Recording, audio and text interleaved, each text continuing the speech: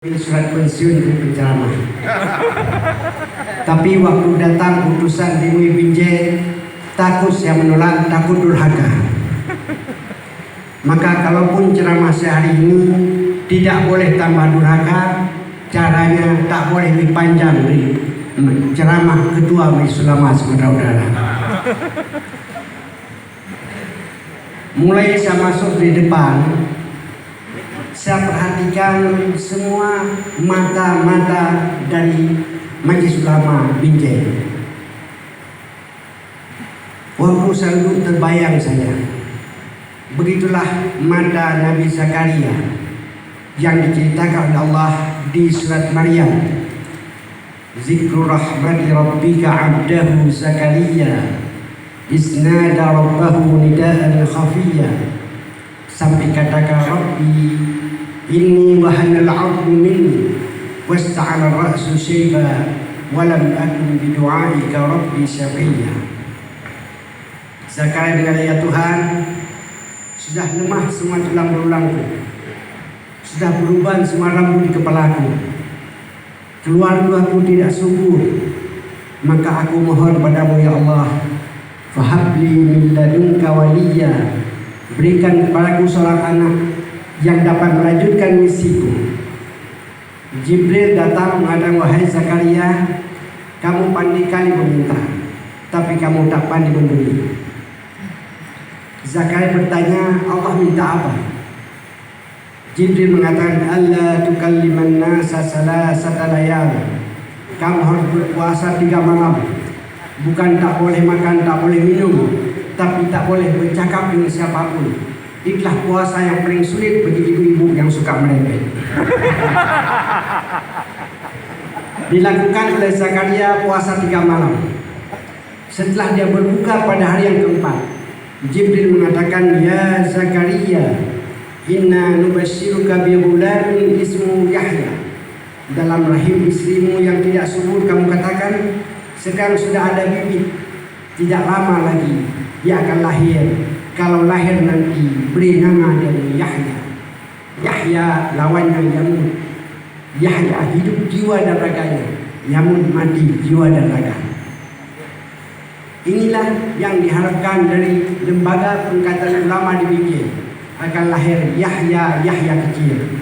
Dan saya sangat tahu Pak Wali Kota sebelum terpilih jadi wakil wali kota, tak lama lagi nanti wali kota, sangat aktif di Mui Binjai. Kenapa beliau menunggu kapan lahir Yahya kecil? Yahya kecil itulah namanya ulama jamak dari alim. Ingat saya lupa tahunnya. Waktu pulang Dr. Ridwan Lubis dan Dr. Yasir Nasution menyelesaikan program doktor di IAIN Ciputat, diadakan di Fakultas Kedokteran USU yang kebetulan waktu itu saya sudah aktif di anggota Komite Etik Kedokteran Fakultas Kedokteran. Diadakan satu simposium tentang peran ulama yang diceritakan oleh Dr. Malatua Semenjak tadi. Pembicara 4 orang, Pak Ridwan, Pak Yasir, Pak Abdullah Syah, dan saya. Sampai pada kesimpulan siapa yang maksud ulama, supaya kita melihat apakah ulama-ulama yang perlu dikukuhkan termasuk dalam arti ulama hasil simposium yang ada di Kedokteran USU lebih 20 tahun lalu. Alim, isim fa'il, orang yang berilmu. Allah tidak menyebutkan apa ilmunya, yang penting ilmu, tentu ilmu yang bermanfaat. Yang kedua, setelah berilmu, ajarkan ilmu yang datang. Setelah ujian PhD Filosofi Doktor dari Jamiah Miliyah Islamiyah New Delhi, saya dipesankan oleh Prof. Ziaul Hasan Al-Nadali, hasbunallah, sudah selesai pendidikan, tak ada lagi kuliah di atas ini. Pulanglah ke negerimu, permintaan Ustaz Wajah. Jangan tanyakan lagi pada orang awam kenapa tidak belajar, tapi coba tanyakan pada orang alim kenapa malas mengajar. Jangan tanyakan lagi pada mahasiswa kenapa malas kuliah, Tapi coba tanyakan Pak Doktor dan Profesor, kenapa malas memberikan kuliah? Nah, itulah dia. Itulah tugas ulama. Tugas alim yang pertama mengajarkan ilmu. Karena kita lihat sekarang jembatan yang hampir putus, bukan jembatan layang, tapi jembatan hati. Jembatan hati di antara orang yang memiliki dan tidak memiliki. Jembatan hati di antara orang yang berilmu dan orang awam. Jembatan hati di antara yang di atas dan di bawah. Inilah yang paling sulit dibangun. Karena Pak Amir memang orang masyarakat seorang wali kota, saya yakin akan terjalin hubungan yang sangat erat. Jembatan antara kantor wali kota dan kantor Majelis Ulama Binjai. Yang kedua, apa tugas Amir setelah dia mengajarkan? Mengamalkan ilmu. Itu mengamalkan ilmu. Kenapa?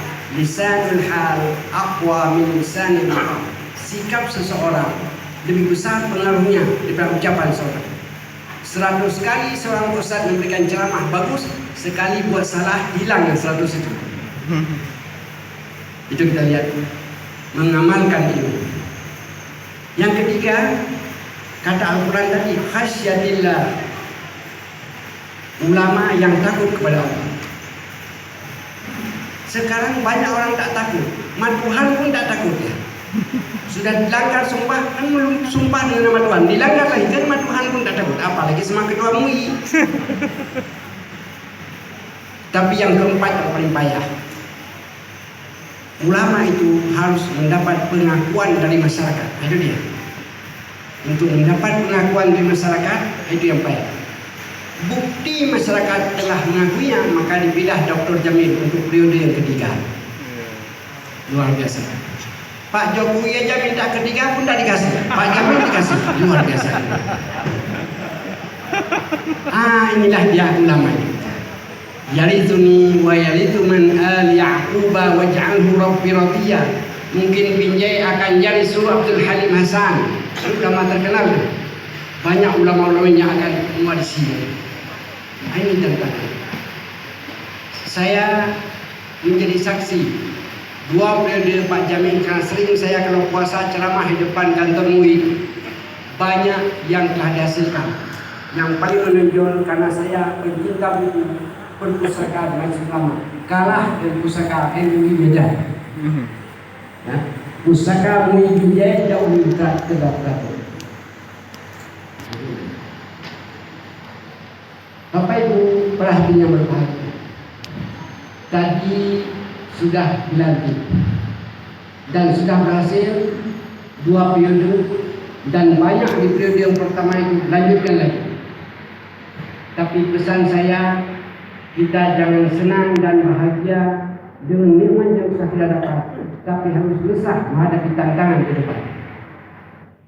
Kita harus besar menghadapi tantangan. Tadi banyak saja seksi-seksi komisi-komisi, tapi saya melihat Pak Dr. Jamil lebih banyak mengadakan kepada pendidikan. Apa pendidikannya? Kata ulama. Maka sebelum sampai kemari, saya catat apa maksudnya. Apapun pendidikan, apakah pendidikan eksak, pendidikan sosial, pendidikan keulamaan, hasil pembahasan para ilmuwan akhir-akhir ini, semua pendidikan di abad ke-21 ada 3 proyeksi. 3 proyeksi pendidikan abad 21. 3 proyeksi itu, yang pertama karakter, kedua kompetensi, ketiga literasi. Apa karakter? Selama ini kalau kita bahas karakter, terbahas kita hanya pada sifat-sifat Nabi, iman, takwa, siddiq, amanah, tabligh, fatanah. Tapi orang lupa memikirkan karakter kinerja. Tadi karakter moral, karakter kerja orang lupa. Pada Rasul mengatakan, Allah yuhibbu idza 'amila ahadukum 'amalan ayyutqina. Allah sangat senang bila seseorang bekerja dengan penuh ketekunan. Kalau kita saya lama setelah mengamalkan pendidikan di Tripoli Libya, ditempatkan oleh World Islamic Society di beberapa negara Eropa. Saya paling marah, banyak tulisan mengatakan bangsa Indonesia bangsa yang lemah etos kerja. Marah saya. Kenapa saya lihat ibu tukang jamu keluar rumah jam 8 pagi, pulang jam 10 malam, berarti 14 jam kerja. Tapi waktu saya pulang ke Aceh, ke negeri saya lihat yang dibilang oleh orang Eropa betul. Ini jadi saksi Dr. Iman Johari. Saya dulu lebih 20 tahun penceramah tetap di Exxon Mobil Wheel dan PTRO. Sekali pas giliran ceramah di Mobil Wheel Mersukun, acara pagi saya tidak bisa pulang, pesawat dah penuh pulang ke Medan. Dibilang sama PDI Badan Dakwah Pusat, sorry ya boleh, tapi dia syarat turun di Polonia langsung diantar saya ke Pasca Usul Sambung Medan. Acara berikutnya sarapan pagi dulu datanglah orang Amerika pakai training ya Pak. Dari pagi, Assalamualaikum Ustaz. Waalaikumsalam. Kenal sama saya enggak? Saya masuk Islam 2 tahun lalu, Ustaz yang Islamkan di Musala sana. Alhamdulillah. Ayo jalan. Saya pakai kain sarung Pak, dia training. Yang macam orang Aceh, macam ketemu juga pakai kain sarung. Untung waktu lari pagi tak jatuh kain sarung. Sampailah di satu pematang sawah, ada orang Aceh duduk bersandar di pokok pinang tengah sawah yang besar sedang garam. Tapi yang saya salut sama lembunya, itu lembunya bosnya Asia merokok. Betapa loyalnya lembu Aceh semata ini. Jarang ada pegawai negeri kantor Tempo begitu. Terjadilah dialog yang menarik antara orang Eropa ini dan orang Aceh yang sedang merokok dan garam. Pak, ini baru jam 10 Pak. Bapak pun sampaikan istirahat. Orang Aceh jawab, apa istirahat mulai belum?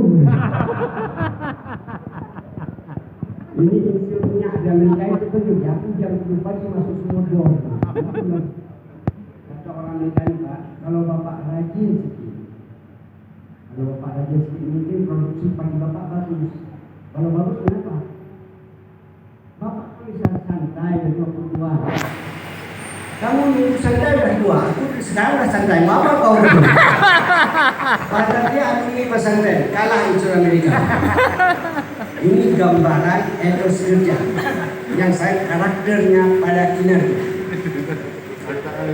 Waktu sampai saya telepon pulang Medan, turun pesawat almarhum Abang Dr. Insyur Imanuddin, orang Tanjung Pura. Dia diundang untuk ceramah di PTRO. Saya ceritakan kepada Bang, ada ceramah menarik, dialog menarik orang Aceh sama isu Amerika, kalah orang Amerika. Kamu pernah Tanjung Pura? Tidak. Lewat sering. Apa yang kamu lihat? Yang saya lihat Tanjung Pura itu kan sering ada dodol. Kamu pernah lihat tidak cangkul orang Tanjung Pura? Itulah cangkul paling panjang di dunia. Karena mereka suka mencangkul di jendela, malas turun ke bawah. Saya berpikir supaya orang Melayu lebih parah di orang Aceh. Kalau sempatlah kawin orang Aceh, orang Tanjung Pura, macam mana nasib anak inilah yang jangan ada pada karakter sinerja di Majelis Ulama.